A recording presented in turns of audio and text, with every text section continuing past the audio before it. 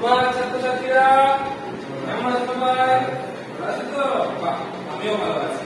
আজকে না ভয় পেও না, তোমাদের অঙ্ক পড়াবো না। অঙ্কের মধ্যেই একটা জিনিস ধরার মাধ্যমে শেখাবো। একদম খুব ভালো লাগবে। তোমরা সবাই পড়েছো তো? বিভিন্ন রকম ছড়া আমরা সামনে সামনে করি, সেই রকম। আচ্ছা, আমরা একটা ছড়া কিন্তু প্রায়শই আমরা শুনে আসি, বাড়িতে বাবা মা আমাদেরকে শোনায়। একটা ছড়া তোমরা নিশ্চয়ই শুনেছো যে আম পাতা জোড়া জোড়া, মারবো চাবুক চলবে ঘোড়া। আচ্ছা, এখানে যে আম পাতা কিরকম দেখতে হয় গো? এরকম একটা আম পাতা দেখতে হয়। এবার আম পাতা জোড়া জোড়া, জোড়া জোড়া মানে কি? জোড়া জোড়া মানে কি বলো দেখি? হ্যাঁ, দুটো দুটো করে।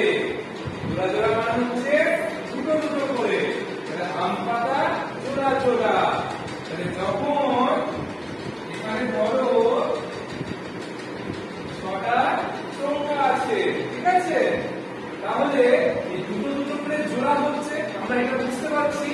তাহলে এই দুটো মিলিয়ে একটা জোড়া হচ্ছে, এই দুটো মিলিয়ে একটা জোড়া হচ্ছে, এই দুটো মিলিয়ে একটা জোড়া হচ্ছে।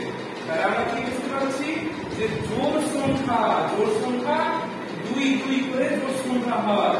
কিংবা আমরা বলতে পারি যে আমরা সবাই ভাগ জানি, ভাগটা আমরা শিখেছি যে কোন সংখ্যাকে যদি আমরা 2 দিয়ে ভাগ করি, সেই ভাগটা যদি মিলে যায় তাহলে সেটা কি হয়? হ্যাঁ, সেটা হয় জোড় সংখ্যা। আর যেটা 2 দিয়ে ভাগ করলে মিলবে না, সেটা কি হবে? একদম সেটা হচ্ছে বিজোড় সংখ্যা। বাহ, এই তোমরা শিখে গেছো। আচ্ছা বলো দেখি নির্মল, এই 12কে আমরা 2 দিয়ে ভাগ করতে পারি? পারি তো? 12কে আমরা যদি 2 দিয়ে ভাগ করি তাহলে পেয়ে যাবে নামটা বলো, 2 একে 2, 2 দুয়ে 4, 2 তিনে 6, 2 চারে 8, 2 পাঁচে 10, 2 ছয় 12। তাহলে কি বুঝে গেল? তার মানে আমরা কি বলতে পারলাম যে 12 হচ্ছে একটা জোড় সংখ্যা। কিন্তু আমি যদি সংখ্যাটা 13 নিতাম তাহলে কি 13কে আমরা 2 দিয়ে ভাগ করে মেলাতে পারতাম? পারতাম না। কেন পারতাম না? কারণ আমরা একটু আগেই জানলাম যে 2 কে 6 দিয়ে গুণ করলে 12 হয়। তাহলে এখানে তো এক অবশিষ্ট হয়ে যাচ্ছে, মিলছে না। তাহলে এটা কি হয়ে গেল? বিজোড় সংখ্যা। তাহলে আজকে আমাদের পাঠটা কি ছিল?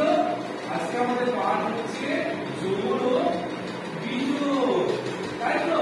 আর আমাদের বিষয়টি আজকে আমাদের গণিত। বাহ, তাহলে তোমরা ভালো শিখেছো।